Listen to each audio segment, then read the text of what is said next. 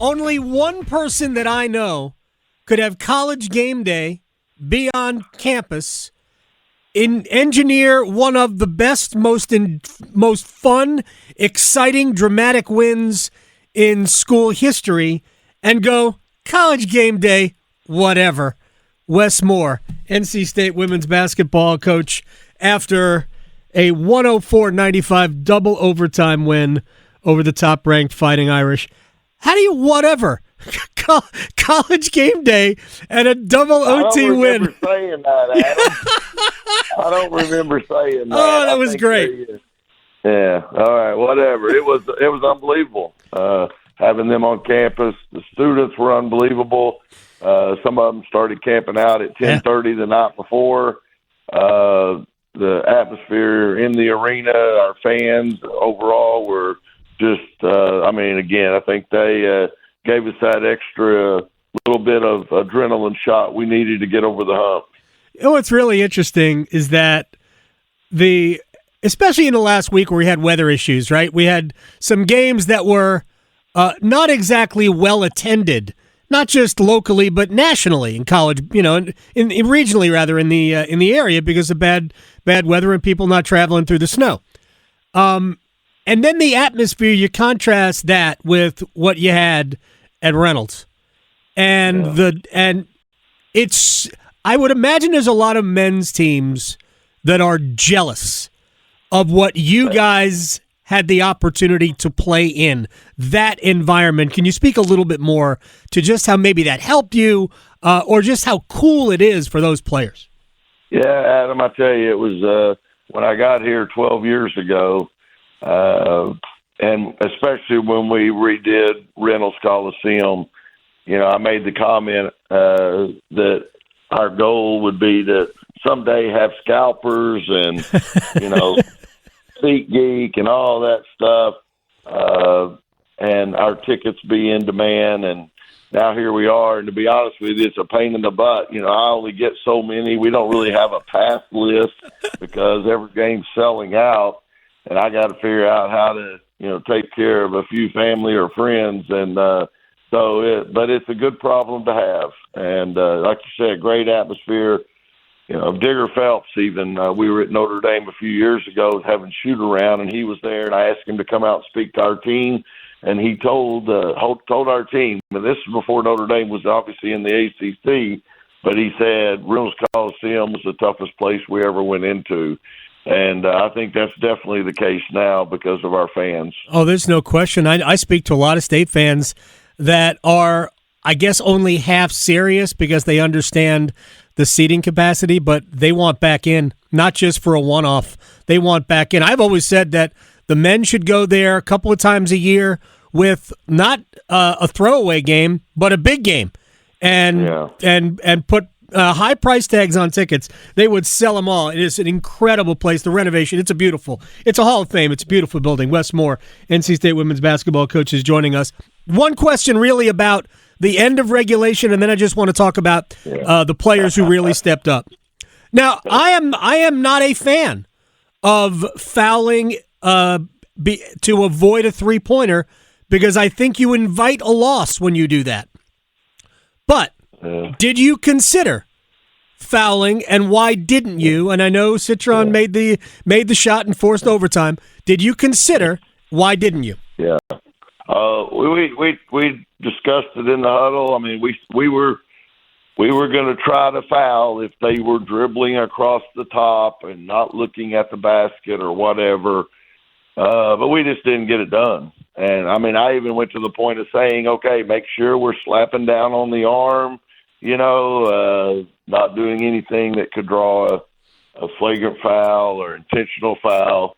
But my fault is we haven't probably worked on that enough in practice. And so I need to do a better job in practice of making sure we know how to do it. But yes, we wanted to foul there, but we didn't get it done, and that falls back on me. I got to make sure we're prepared to do that better. So we'll definitely spend a little bit of time on that in practice. It is scary, though. The thing is, in that situation, you could make the argument we could have fouled 3 times. Mm-hmm. as long as you're making sure they're not getting in the shooting motion from behind the 3-point line. Right. But we could have put them on the foul line with a 3-point lead, made them make one, miss one, all those scenarios. Right, but the reason I don't like it, and because I just think I'd much rather a team defend. It's not like it's a layup, right? I understand she made the shot, and maybe at the best shooters are closer to 50%, whatever. Yeah. But because if they make the first, miss the second, tap it out for a three, you could lose. So that's where. Yeah, I know. I agree. And there's a lot of things to think about. I think it was last year Louisville had a lead, whatever, and they tried to foul late in the game, whatever. Well, the official called it an intentional foul. Oh. Because, again, they didn't maybe execute it perfectly. All those things come into play. And so, sure enough, the kid hit both free throws. They got the ball, scored, and Louisville lost the game. And to be honest, it wasn't a very good call. Right, I'm sure it wasn't. Everybody in the arena knew what they were trying to do. But, and that's what's scary, too. And you may look back at the end of the first overtime, we were trying to foul. And we almost fouled the 3-point shooter because we kept trying to get our hands off because they caught the inbounds pass and shot immediately. So all those things, I saw the other night a men's game, a guy shot from half court. Wake Forest, Florida State, guy shooting from half court, and they call a foul on Florida State, and the guy's getting 3 free throws to tie the game, shooting from half court. Luckily, he missed one of them. Luckily for Florida State, not for Wake Forest. But it's just you're putting it in the officials' hands to a certain degree, also, and those things scare me as well. Yeah, they should. Yeah, if they got their hand down dribbling or their back to the basket, yes, we did talk about fouling. But again, I got to do a better job in practice of knowing how to do that. I think you were just doing it in the interest of TV and keeping everybody riveted for another half hour. Zoe Brooks, 33-10, 3 assists, the steal, 2 blocks. Isaiah James, 20 points. By the way, Zoe also hit 14 of 14 from the free throw line. Tilda goes 8 of 9 from the field, couple of threes, 9 rebounds, so many big plays. How did you guys kind of, after the disappointment of going to overtime, how did you guys get it back together? Well, that's the main thing, was just stressed. Hey, we're at home, 5 minutes. Of course, ended up being 10 minutes, but, let's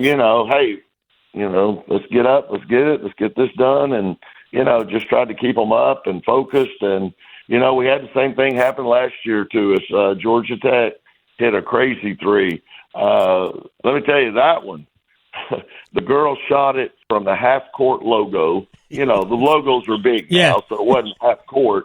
But she was near the half-court logo, and she made it left-handed. Jeez. And right-handed.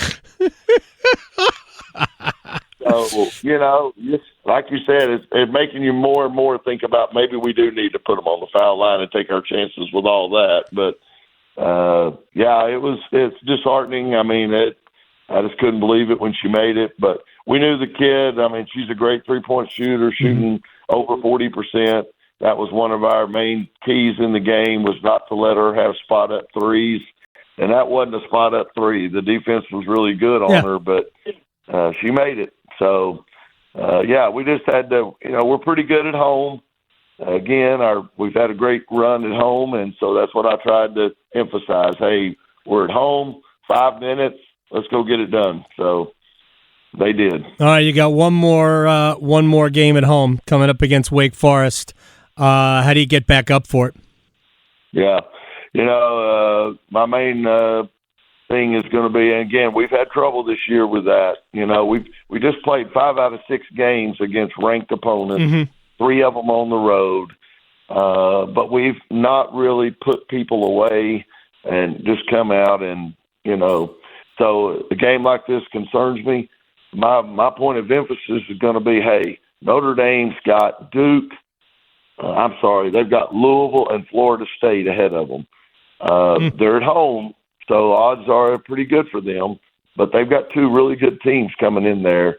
If they were to lose one of those games and we win our two, we're ACC regular season champions. So I'm just going to keep pointing out how important these two games are coming up this week and how we got to take care of business. You want to keep momentum this time of year heading into March. So all those things, hopefully we can get their attention. Wes Moore, you've got all of our attention. I appreciate your time. We didn't even have time to talk about the Dallas Cowboys and what was not a great season. Yeah. Next time we will talk about the Cowboys, although maybe we won't have time for it because you'll be doing something else spectacular and then just poo-pooing the fact that College Game Day was there. Well, you're too nice, Adam. Thanks so much, and appreciate all you guys do, and hopefully we can keep this thing rolling deep into March. Man, it's been fun. All right, thank you so much, Coach. Thanks, Adam.